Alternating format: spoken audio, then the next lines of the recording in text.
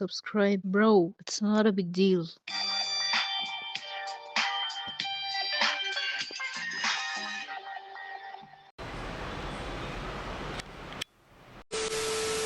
دلوقتي انا نازله درس برد قوي خلاص.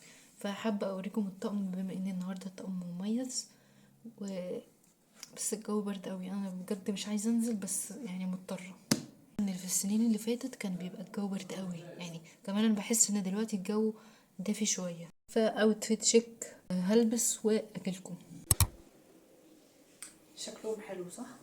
ليه بقى انا لبستهم؟ انا اصلا دول عندي تقريبا داخل على سنتين ما بلبسهمش. لبستهم فتره وبعد كده ركنتهم. افتكرتهم النهارده لان انا ايديا هتتلج، فافتكرت ان دول عندي وهيبقوا لايقين على السويت شيرت. تمام. وكم دلوقتي عشان انا متاخره فخلاص هجري.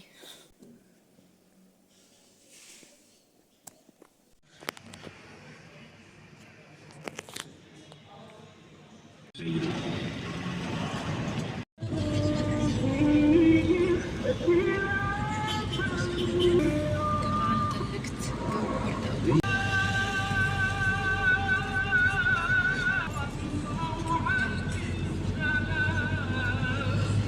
وسلم عند تلاوة آيات الله البينات. مش حد جنبي شغالين نزعت بلسان رسول الله صلى الله عليه وسلم. الصور ده جماعة.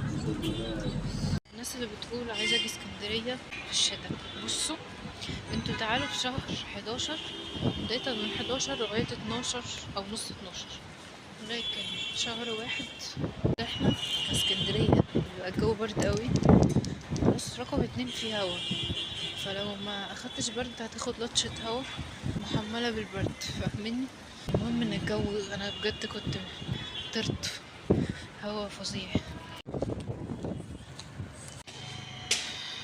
دلوقتي يا جماعة انا وصلت الحمد لله.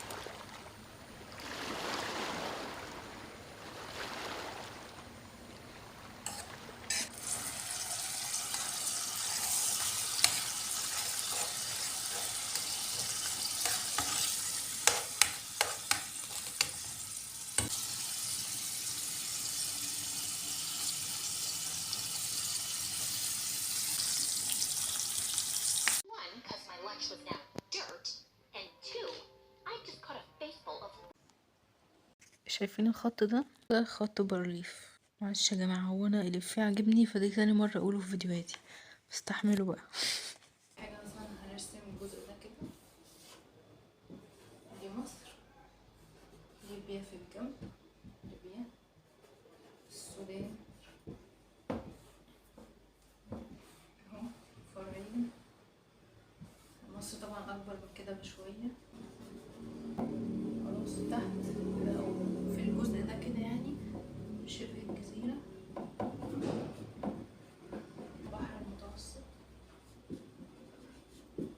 الامتداد الطبيعي لمصر اللي هو جنوب السودان. دلوقتي يا جماعة أنا بعمل بلف المحشي.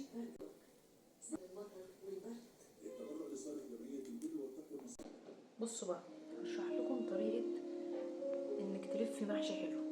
بنحط كده، بنفرد الورقة على ايدينا ونحط كمية مش كتيرة خلاص عشان نعرف نقفل الورقة.